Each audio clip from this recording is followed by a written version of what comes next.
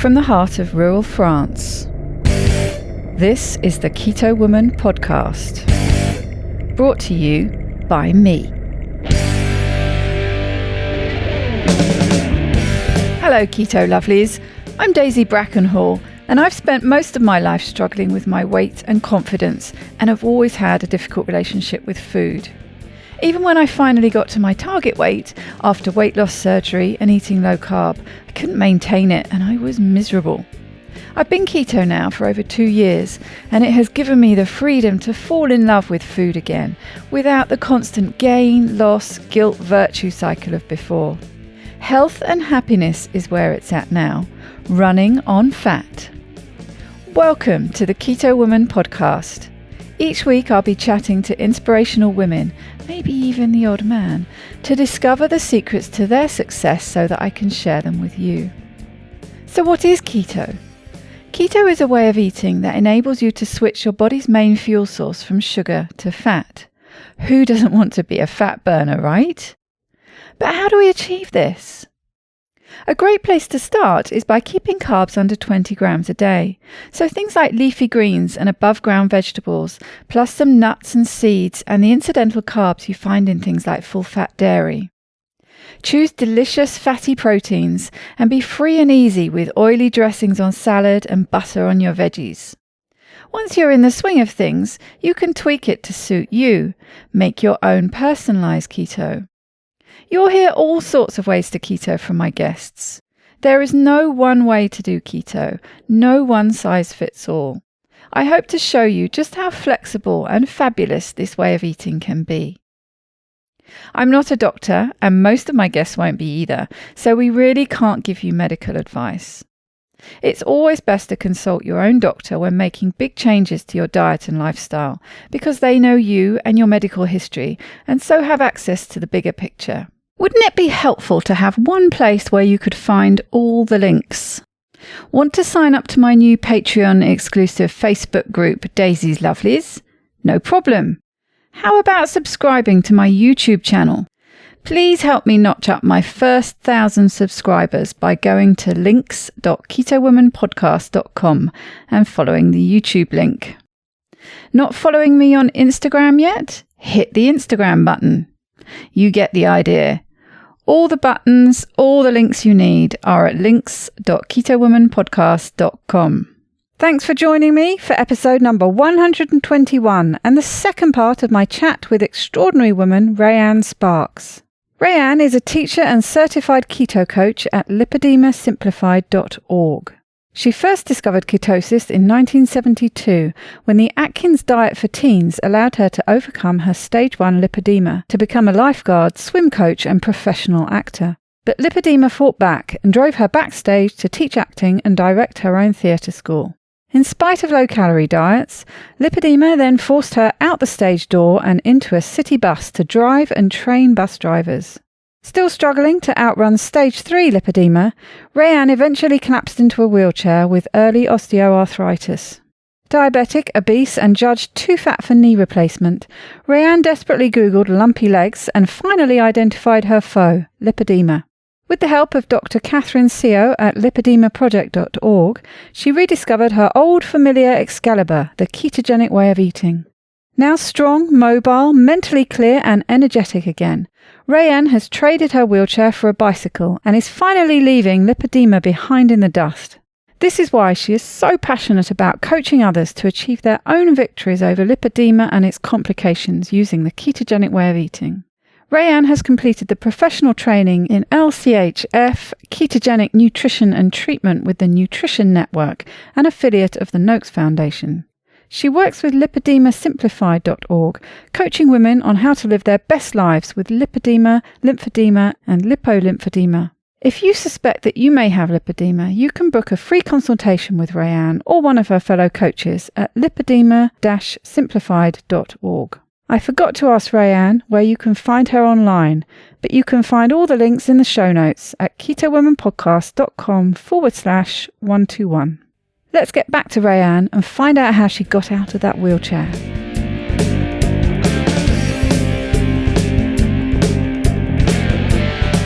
So you were in a wheelchair and you were off work and you were swimming and you'd started fasting again. Yes.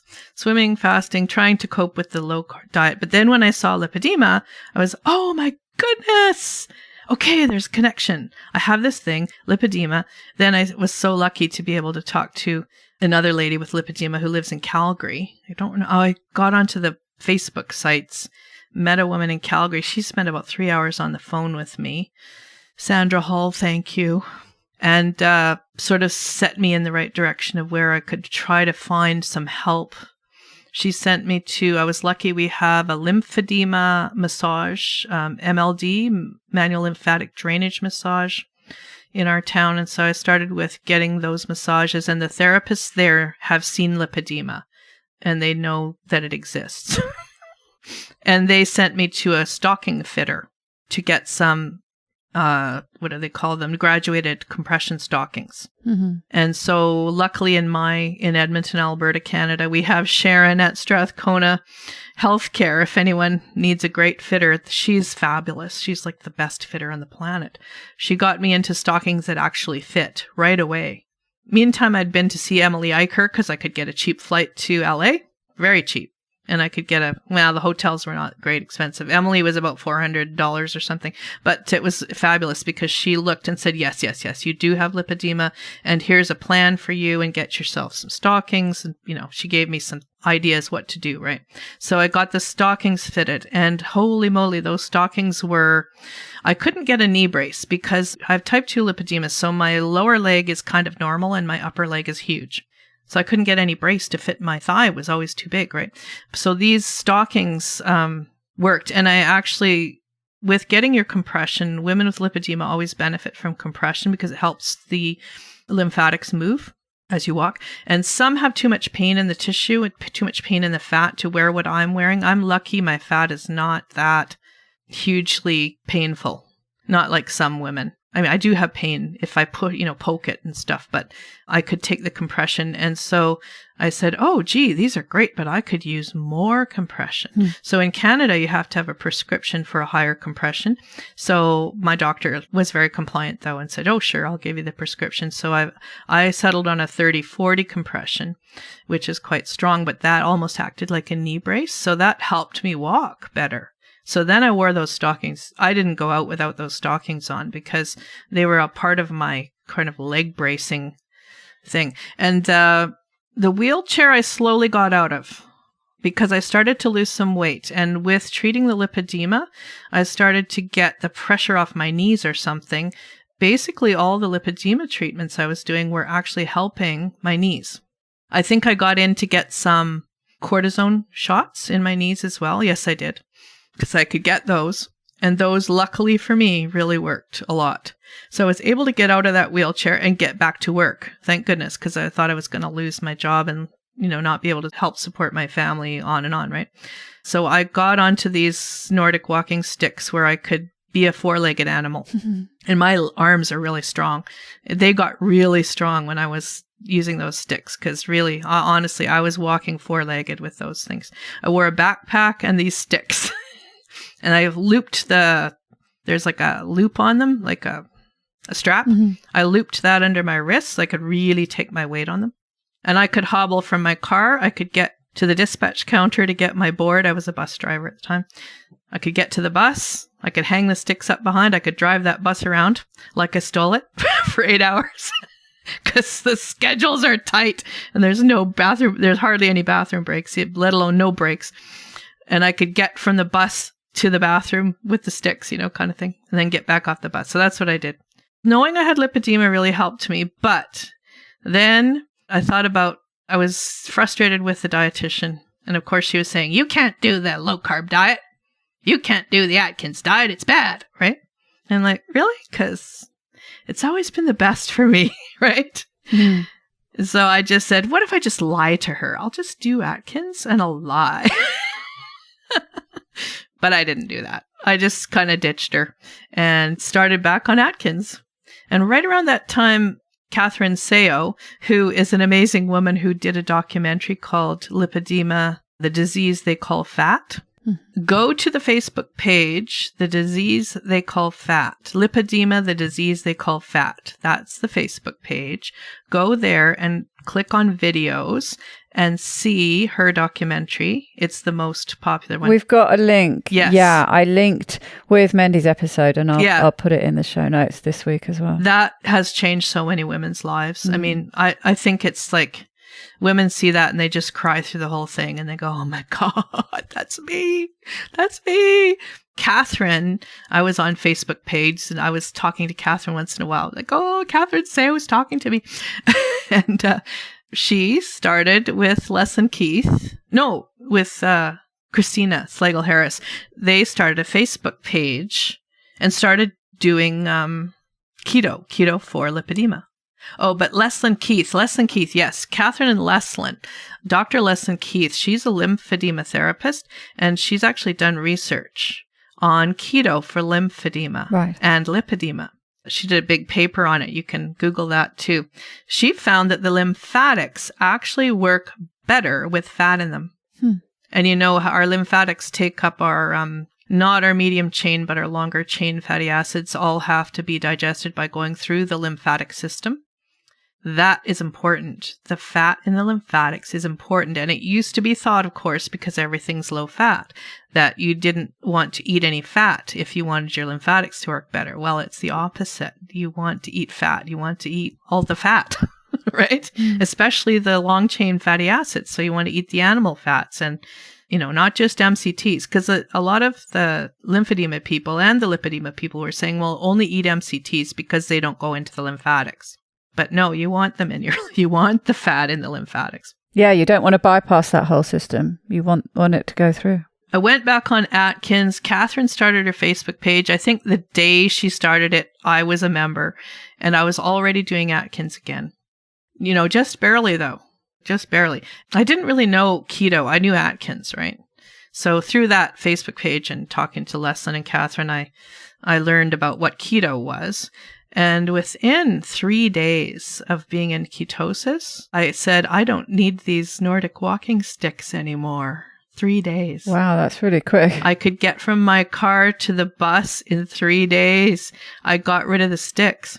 That was only like to go to work, right? Because working with Nordic walking sticks, I was out in the public and sometimes in the mean streets, and bus drivers can be targets for assault. And we've had guys almost killed from being beaten up.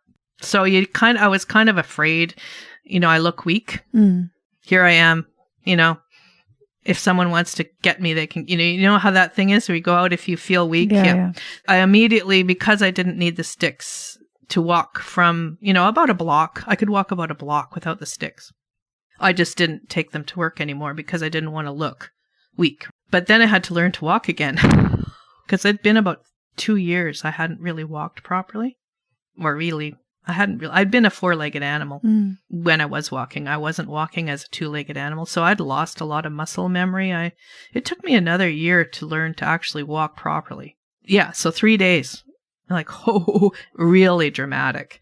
And then, within a year, I'd lost 70 pounds. Wow. I was on the edge of lipolymphedema, just on the edge, because I was starting to swell by the end of the day. And that's you've got lymphedema by then. If you've got swelling, you wake up in the morning, you're kind of okay, but then as the day goes on, you swell, especially, the ankle swelling and that, especially if it's hot weather, it was worse. But mine would always resolve overnight, but that means you're entering the first, I think that's called stage 1 lymphedema, if I remember correctly, that you're swelling, but it resolves overnight.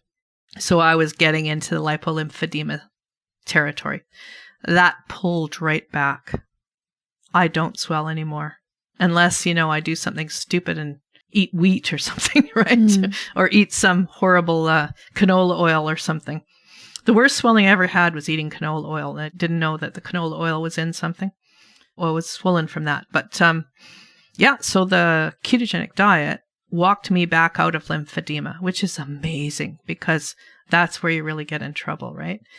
I will never go off keto because I don't want to go back into lymphedema. and into that, those final stages kind of thing, right? It's another one of these diseases that's thought of as being progressive. Oh, yes. It's definitely, well, okay, it's progressive, but not everybody progresses the same. See, I have my mother is stage 3 lipedema, but she's a little bit puffy on the ankles. She's 87 this year, but she's never worn compression, and she weighs 120 pounds at 5'3". She's a teeny tiny little thing. Even though she's full on lipedema, you can see it. It's all there. So she didn't progress. But her dad lived to almost 100, and at the age of 96, his truck was going down the coulee on his farm. Like, he'd left it and forgot to set the brake. And a coulee is like a hill that goes down into the river. So here his truck, he looks over and his truck is going down the coulee by itself. He ran, caught the truck, jumped in and stopped the truck and drove it out at 96 years old. Wow. He didn't even have a belly. He had like the body of a 40-year-old. So he was very metabolically healthy. So she got that, I think. She got that metabolic health from him. Sadly, I didn't. I got my dad's side they've got insulin resistance, and his mother looks like she's got Aboriginal blood. I think there was something in that tree.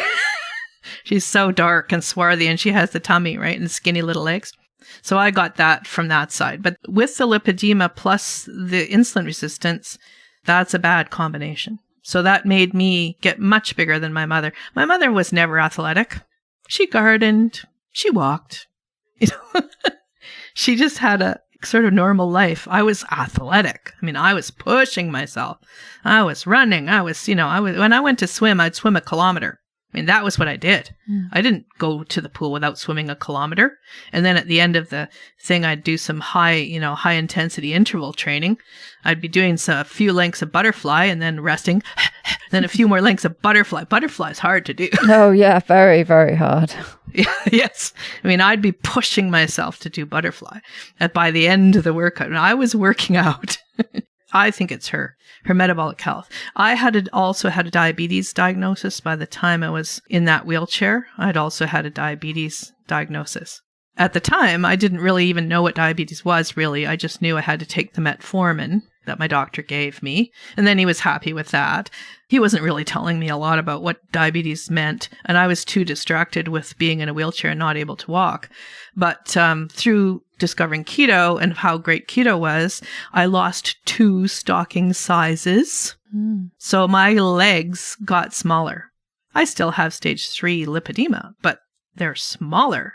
It's so much easier to move around. Of course, I've lost 70 pounds, so the pressure off my knees. And I slowly learned to walk again, but I also found out, oh, gee, I'm reversing my diabetes with this. So, of course, I discovered Dr. Fung, I'm proud that I'm a Canadian like Dr. Fung, that he's a Canadian. And so, a real nephrologist. And he's so smart. I just love to listen to his videos and read everything he writes. So, Dr. Fung said, just reverse your diabetes by fasting. And so I did. And I found I really enjoyed fasting because of my athletic background. I always liked to do long distance running or long distance swimming. So I said, hey, this is a metabolic marathon. Because even when I couldn't walk and I couldn't run, I could do a fast. And the fast is almost, a similar thing. Mm-hmm. Yeah. But I started, like everybody does, I just started by skipping breakfast and then skipping lunch and then skipping the whole day, every other day. And then eventually I thought, I'll try a longer fast. I'll do 2 days, 3 days. And I thought at the time, gee, I think women with lipedema are adapted to fasting. I still believe that. I think that the reason they're 11%, and some people even speculate 15% of all women have lipedema, almost none of them know they have it. I believe, well, of course, if that many people have lipedema, it's got to be adaptive. It's got to be something that helped us to stay on this planet.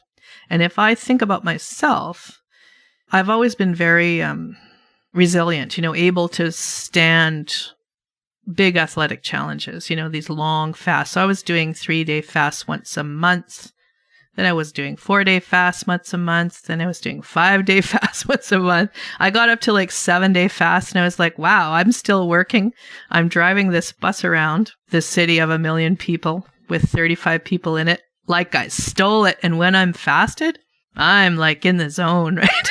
I'm actually making those scheduled times, which is near to impossible to do. And I'm doing it without anybody falling down. You know, it's hard. It's really, really difficult job to do. It's sort of like surfing, honestly. There's so many hazards. Anyway, I'd be in this fasted zone, you know. So I think, you know, fasting is really easier for me than it is for most people. My husband can only fast 2 days at the most. At the most. He just can't get over 2 days. And I thought, you know, these women, a lot of these old ancient statues they unearth, you know, from ancient, I don't know when they come from. They all look like women with lipedema. They must have been prized at that time. And I bet they were, because if your tribe had a woman with lipedema, she'd probably still be fertile, still be nursing babies, still be curvy when the other women were dead because they'd expired from lack of calories, right? Yeah. I think it was very adaptive to fasting, food unavailability. I think this is my theory. I haven't had anyone to practice it on. You know, I need to get a baby. But if you could take a child with lipedema and give it a low carb, higher fat fasting. My kids loved to fast when they were little. They loved it. I was constantly pushing food on them. You know, all these, you're anxious. Oh, he won't eat anything. He won't eat anything. If I'd only relaxed and just said, okay, you don't have to eat. You can just eat when you want to eat. Children naturally want to fast. My kids, they hated it. My son, I could never get him. Finally, I gave up. I didn't send him to school with breakfast. I know I was a bad mother. He just would not eat breakfast, right? And now I know he probably didn't need breakfast because he's also insulin resistant. A lot of boys of women with lipedema, they don't have lipedema, but they have this insulin resistance. And they're a little, he'd be like, why am I chubby when all my friends eat all this crap and I don't eat anything and I'm chubby and they're skinny? Yeah. So he's got it. He's got it too. But anyway, so this fasting, if I think about my fat is full of water. My fat hasn't got a ton of fat in it because it's got to have water, a lot of water. It's got to have fibrotic tissue, which is protein, a lot of it. It's got fat in it. And another study shows that lipedema fat has salt in it. Interesting. That's everything you need to fast. You don't need to eat if you have water, fat, protein, and salt. Interesting. So I thought, okay, we're really adapted to fasting. So I was thinking, maybe I should just fast for a month because this is what lipedema does. So I've kind of pulled back from that now, but that did reverse my diabetes. No more diabetes within 6 months. I was testing normal, unmedicated, of course, and have maintained that for 2.5, 3 years. I'm still normal. And do you think maybe it could have an impact on your lipedema? Have you seen any difference between the just being keto but adding in the fasting as well? It seems logically from what you were saying there that it could really have a beneficial impact. Yes. In maybe reducing at least the severity, but maybe even help take it back a step or two. Well, ketosis really helps lipedema because ketones are signaling molecules, right? They're acting almost like drugs now. They're seeing, right? They're painkillers, basically. They're working like COX-2 inhibitors and interfering with so many different inflammatory pathways. My experience is that ketones are the best drug going for pain. Now, most of mine is osteoarthritic pain, but it still helps the lipedema pain as well. So fasting just gives you more ketones, brings up your ketones. It gives you less sugar, so it really takes down that insulin. So it really takes down that inflammation, really helps you lose that excess water. My fat is full of water, but when I'm in a long fast, it's got a lot less water in it. So it feels a lot better, especially because I'm a person with a diabetic diagnosis, so I know I'm highly insulin resistant. For me, especially the fasting, is really key. It has cumulative effects. So I began these monthly extended fasts to actually try to help my immune system, because I was a bus driver at the time and I was sick all the time because I was a super vector. The SARS epidemic was spread in Toronto through the buses. Really? Yes, they know that now. And they wouldn't let them wear masks at the time. That was a big fight with the union over that. 5 years it took for them to get the disciplinary men driving buses with SARS, spreading SARS, and weren't allowed to wear a mask. So I know I'm a super vector. Everything this city of 1 million people has, I have it. I've got my finger on the immunological pulse of this city, and I'm getting it all. And with lipedema, your lymphatic system is not working very well. And that's part of your immune system. I was always sick. It was horrible. And of course, you don't have the sick benefits. So I'm just driving around sick all the time with people's lives in my hands. But anyway, that's another topic.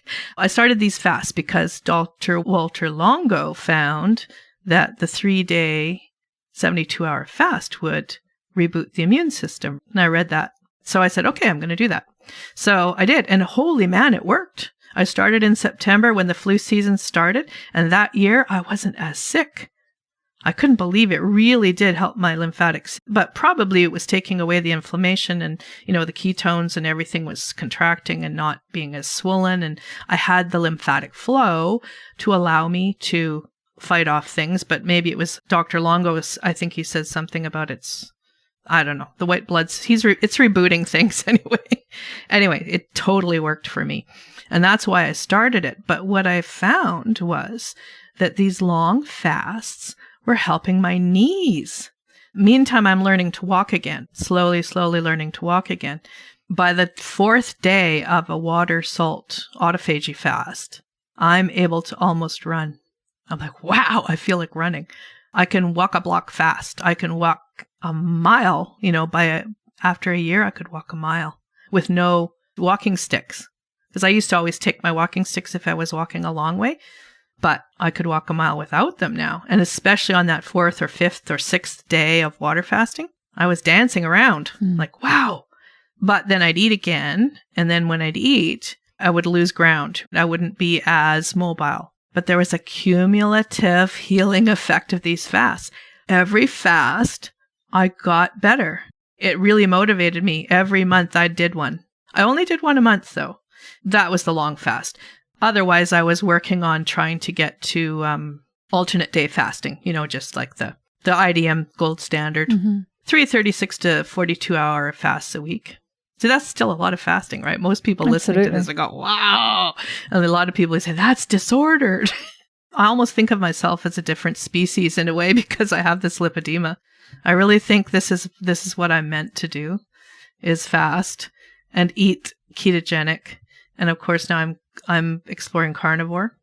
I'm not a PCOS lipedema.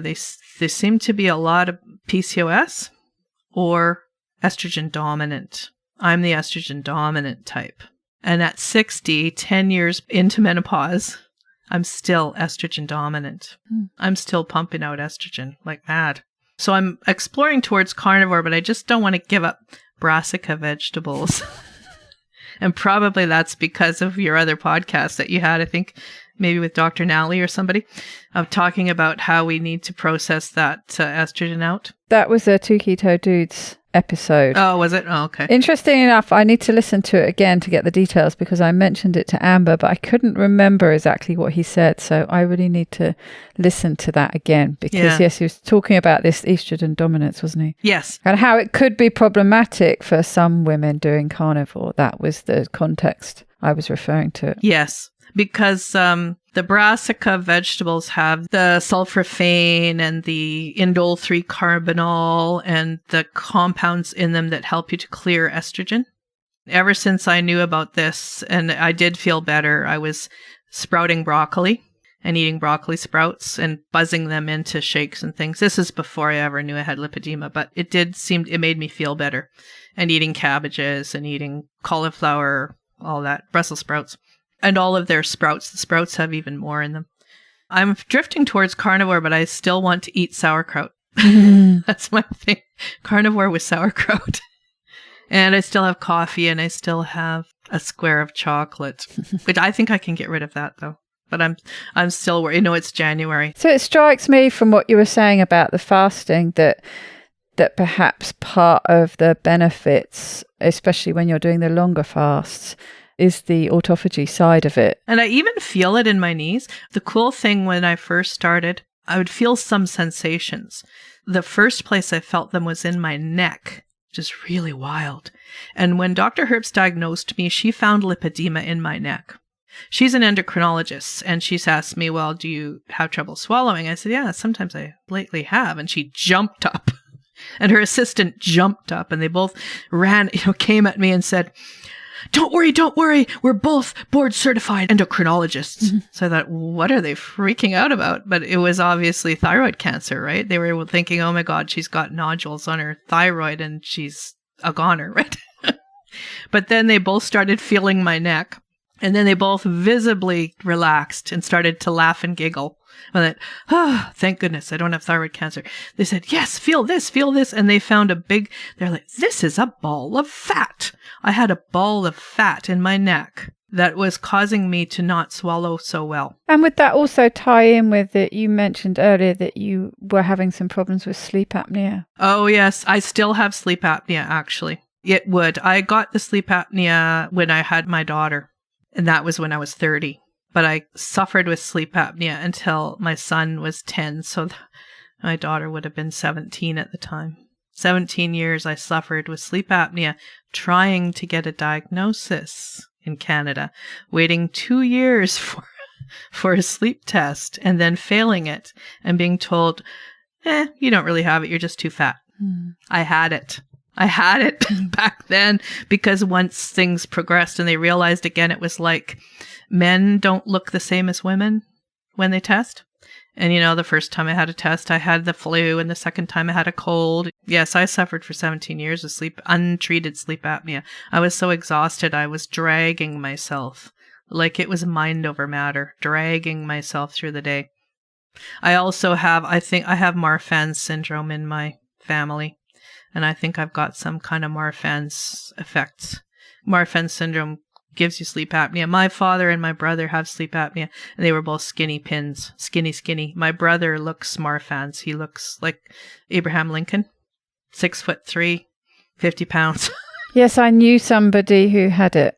Very, very tall. Raging sleep apnea. Really, my dad would snore so loud, I could hear him outside in the backyard. When I was a kid. And my mother struggled to get him diagnosed. Oh my God. The doctor's like, man, it's nothing. My mother knew from the time she married him that there was something wrong.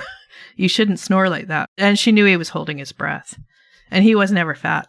But he was insulin resistant, interestingly. Yeah, all these interesting different things swimming around that crop up. But yes, so life dramatically improved after keto and fasting. Oh, yes. With all the weight loss and the ketones. But it's not just the weight loss. It really, to me, it's the ketogenics. Because I lost 70 pounds, but I've bounced back up, 20, 30 pounds and gone down again. And right now I'm a little bit higher because it's just been Christmas and I've been cooking keto treats for everybody. So I'll lose a little bit again. But yet, even though I might get a little bit fatter, I'm still walking. I can walk about 2 miles now. I don't progress back because I'm still ketogenic. I'm still in ketosis. I'm still fasting. I'm not as in ketosis as much as some people would be because of my insulin resistance, but I'm still in it most of the time. And it's reconfiguring my body. I know a lot of my weight is now muscle rather than fat. I can tell I'm reconfiguring. I'm stronger. Oh, this is the amazing thing, Daisy. I have to tell this one. Maybe it's a little TMI, but I started having the dribbles, urinary incontinence with my first baby, which a lot of women do. I had a home birth, had her on the kitchen floor the Métis way, and I never got rid of it from the time my daughter was born. When I went keto this last time and was doing the long fasts and healing my knees and healing this ball of fat in my neck, which disappeared. I had the sensations that it was going as I was fasting, and it went. and my neck contracted up and lifted. And I also felt it in my knees. The knees start to feel weird and creaky and crunchy and strange, in the 2, 3 day, 4 day time at times. And then at times I'm running around. I can feel like it's cleaning up in there. So yes, so they went away. I couldn't believe it. I'm 60 years old and I don't have it anymore. When I had my second child, another home birth I tried to have, ended up going to the hospital, but 2 vaginal births. So it's hard to keep things going down there. But yeah, I couldn't believe it. I thought I'd always, just get worse and worse, and I'd have to get a sling and I'd have to get, all this stuff. Nope. I'm really, really good. I'm really strong. It's like I'm 25 again down there. That's great. Yes, it's wonderful. So I know things are reconfiguring, right? So I know if I can now have urinary continence, that pelvic floor has got to be stronger. It's got to be. Like, there's no two ways about it. I don't have DEXA scans or any of that, and I can walk now. And by the sounds of it, it's that combination. It's the keto and the fasting. Yeah. I mean, it's difficult to say whether keto alone would have done it because you haven't got the two to compare. But it sounds like you really needed that fasting element to take it up to the level it's going at now. I think so. I know a lot of women who are quite advanced lipedema. They're 300 pounds, they're 350 pounds. They'll try the ketogenic way of eating, and they'll try it for a long time. Like, I know a woman who tried it for a year and lost 7 pounds. And she was fasting too. I think she's just really needs the healing. She really needs to heal the insulin resistance. But of course, she's not testing diabetic yet. But she's hyperinsulinemic, I'm sure. And that's another thing. Dr. Saivis, he came and talked to us lipedema ladies. He's wonderful. It was great to hear his brain think about lipedema. His theory is that women with lipedema are high insulin producers. We've got to be pumping out that insulin just to build that lipedema fat. And I think that's a thing. But, because we're high insulin producers, we're keeping our blood sugar low. So most doctors think that women with lipedema are very insulin sensitive, but they're not giving Kraft tests. I think we need to give Kraft tests to women with lipedema and really see what's going on there. I kind of agree with Dr. Saivis, definitely with me. I mean, I'm an outlier. Most women with lipedema don't show up with diabetes. Their insulin just keeps pumping along and keeping that blood sugar low. Their pancreas is prodigious. Mine started probably to crap out. I was starting to get fatty liver, no doubt, and probably starting to get fatty pancreas, which was stopping my pancreas from being able to keep up. But that's all reversed now. My liver's in such great shape. I had a life insurance test. They think I'm going to live another 15 years. The life insurance people. And they're giving me a cheap plan with lots of coverage. Great. And I looked at their tests because it's all through American. So American tests are very, you can go online and look at them. We can't do that in Canada yet. And I was thinking, gee, look at this. My liver is the healthiest organ in my body. I always thought my kidneys would be really healthy because I have a lot of hair, and some naturopathic doctor said, I can tell when people have good kidneys if they have a lot of hair.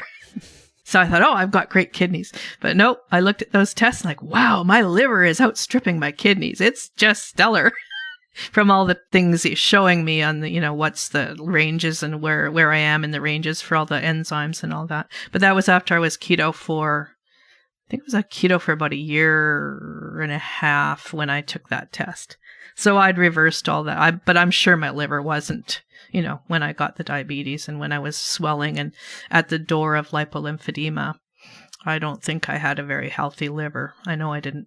So everything seems to be getting back in shape from this ketosis and this fasting. Yeah, it sounds like it. I'm still trying to keep it up. Well, it's fascinating hearing all the different details and it all coming together, and how, so different from your mother, and how you're talking about all the women with lipedema. It's all slightly different. What would you suggest to anyone listening to this who suspects that they might have lipedema?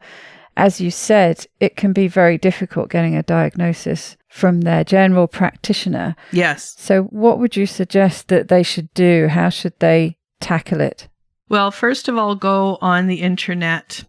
Go to that Facebook page and see that video that Catherine Seo made, The Disease They Call Fat. because it explains everything so well. And you see so many women on there with lipedema, and you'll see most women that have lipedema, that as soon as they see it, they know. I had an eye exam with my eye doctor. By the time I left my eye doctor, she was crying and hugging me and saying, I now know what's wrong with me.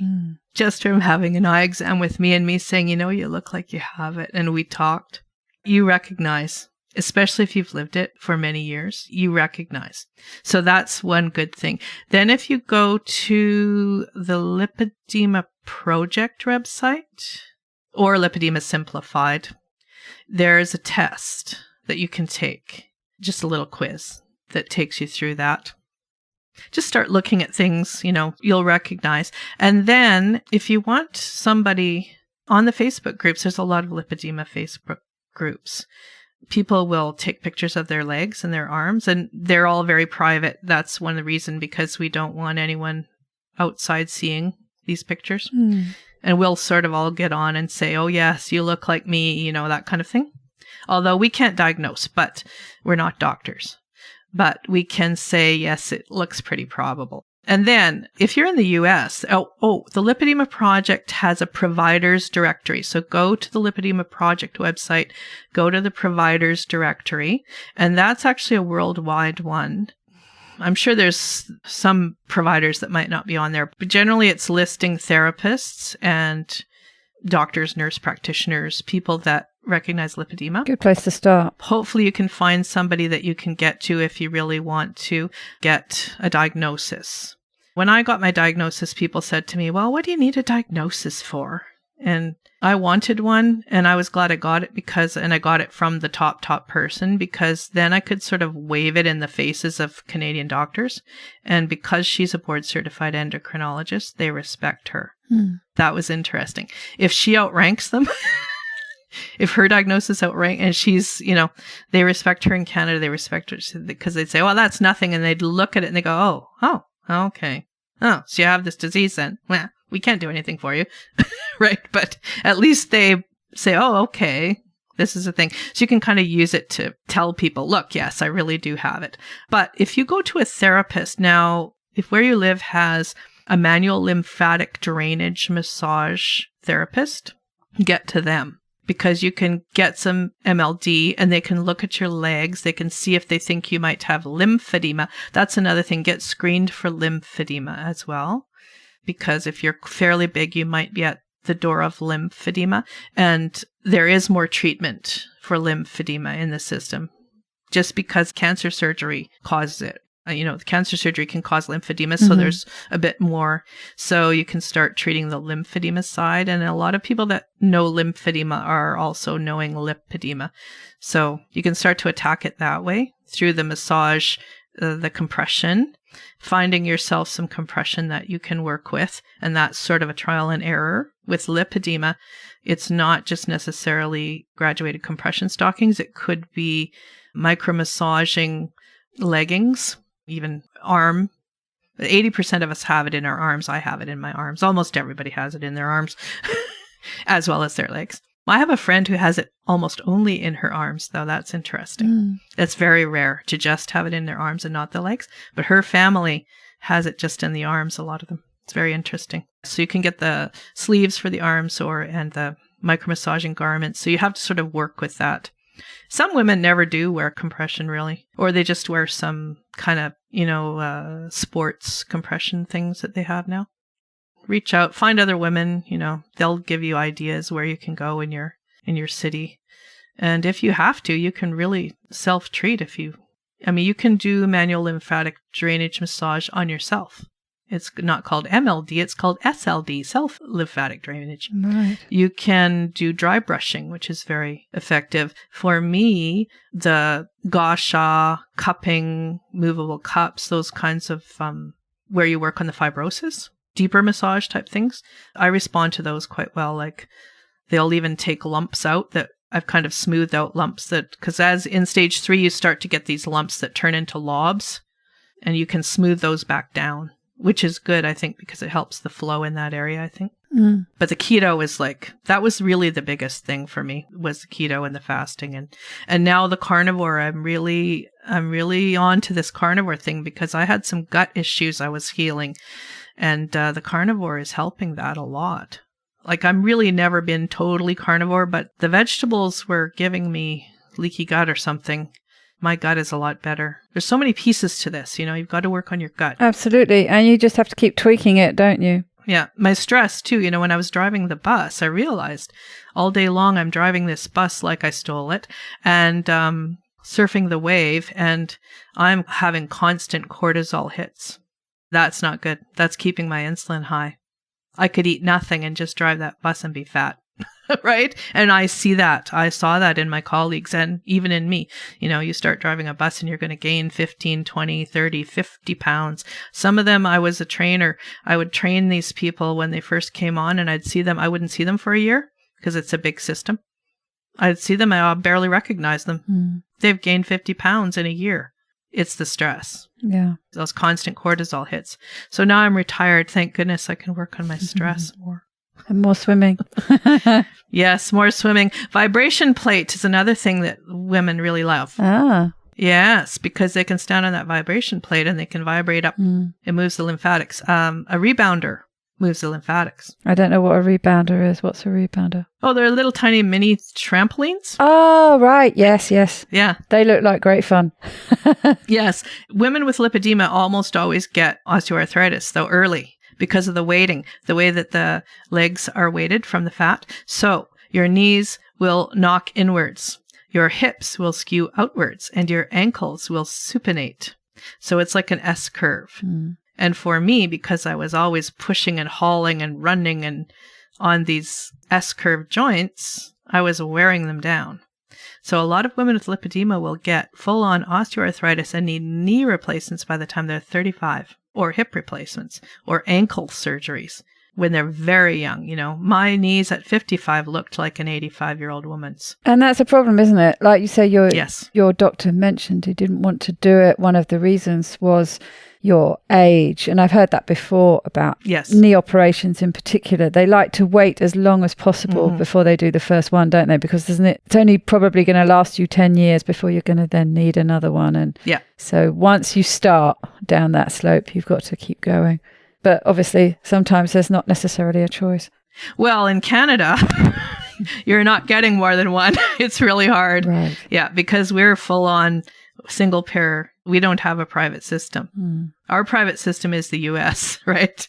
We use the US as our private system. They're not going to buy you more than one. Right. They really aren't. So if you're at 55 with lipedema and they don't recognize lipedema, it doesn't exist in Canada, you're just going to linger there. They're going to string you along, and the first thing they're going to do is say, you're not getting it till you've lost the weight. Mm. Right?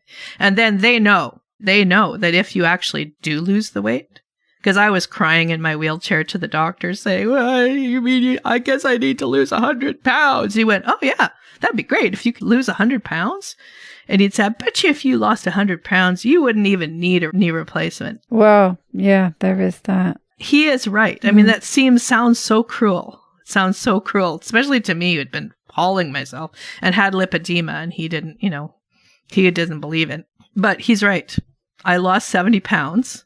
Now, ketosis to me is even much bigger deal than the 70 pounds, but whatever.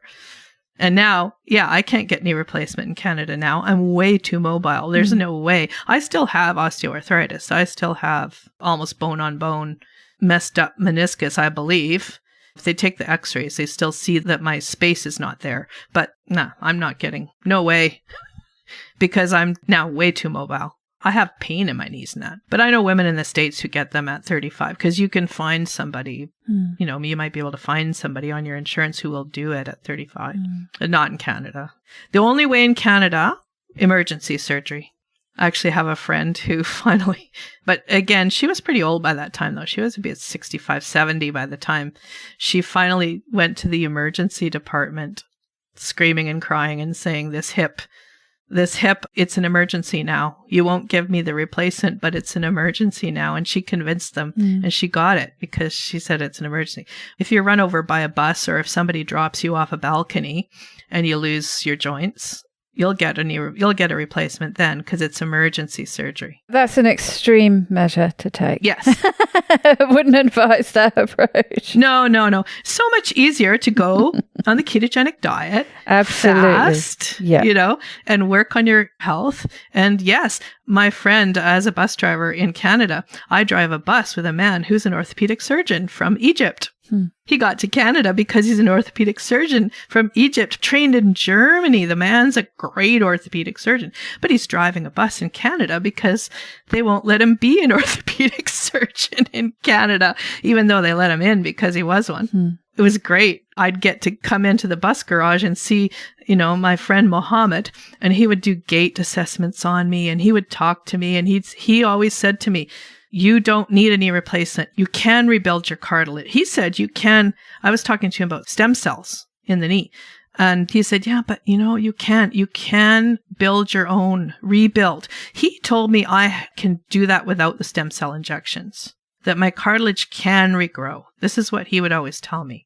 It's great to have somebody who knows something tell you something. Like in Canada, if you see a doctor, you're going to see the doctor for 10, 15 minutes, especially a specialist. You're not going to sit and talk with him. Mohammed and I could sit and talk for an hour after work. Great. And he could tell me, this can happen and this is how it is. And he was very adamant about the weight loss.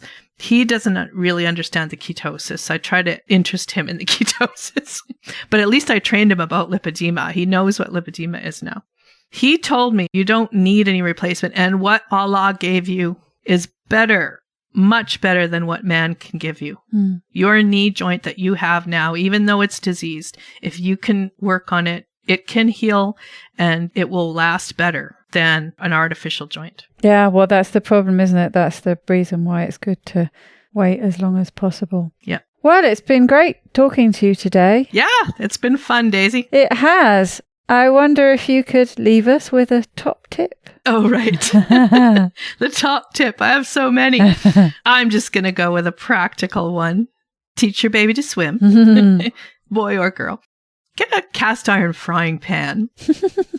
That thing is my best cooking utensil because it gives me some iron. It's just something like grandma used to have because as a keto cook, you cook like your great-grandmother or your great-great-grandmother. The oldest cook you've ever seen cook like them because they had the bacon grease in the can by the thing and they put the bacon grease in the cast iron frying pan and cooked up some liver. And I'm big into offal. Get a cast iron frying pan and cook some liver in there. And if you learn to cook it like grandma knew how, which is low and slow, it will be delicious. And then try some kidneys, steak and kidney pie, and try some all kinds of different livers and all the organs. Go to the farmer's market and buy if you go looking at the farmer's market for organic meat that's grass-fed and finished, it's very, very expensive. But a lot of times if you ask them, do you have any offal? They might have some behind the counter in a freezer box. And it might be a lot cheaper. And it's way better nutrition. And cook it in your cast iron frying pan. Like grandma did. Cook like grandma. I have a great cast iron pan. Actually, I've got a couple of cast iron frying pans, but I have a Dutch oven, which is a nice size for me. It's probably about 3 litres, so it's not huge. And I didn't use it for years. I found it here in this house when I arrived. And I used it to start with, and it just leached all the iron because it hadn't been sealed properly. And so I just left it for years and years, sort of rusting away and not looking great. And then I came across something online about how to clean them up. And I got an oven that has one of these self-cleaning functions. And so all my cast iron got renovated, including this wonderful old Dutch oven.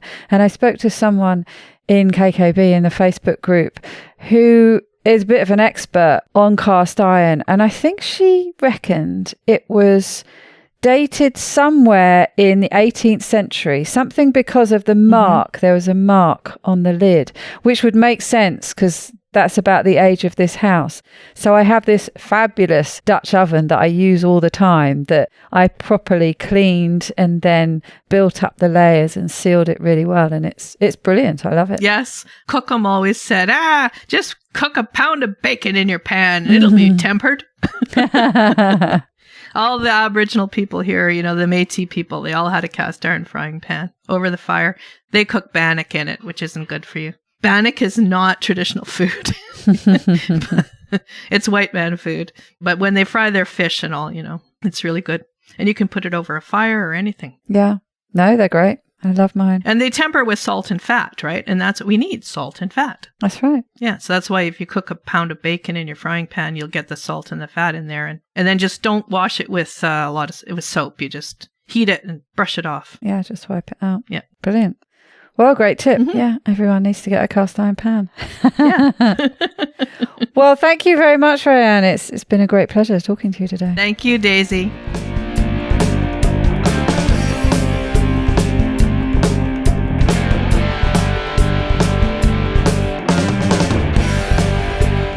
To get the resources and links from this show, please go to ketowomanpodcast.com/episodes.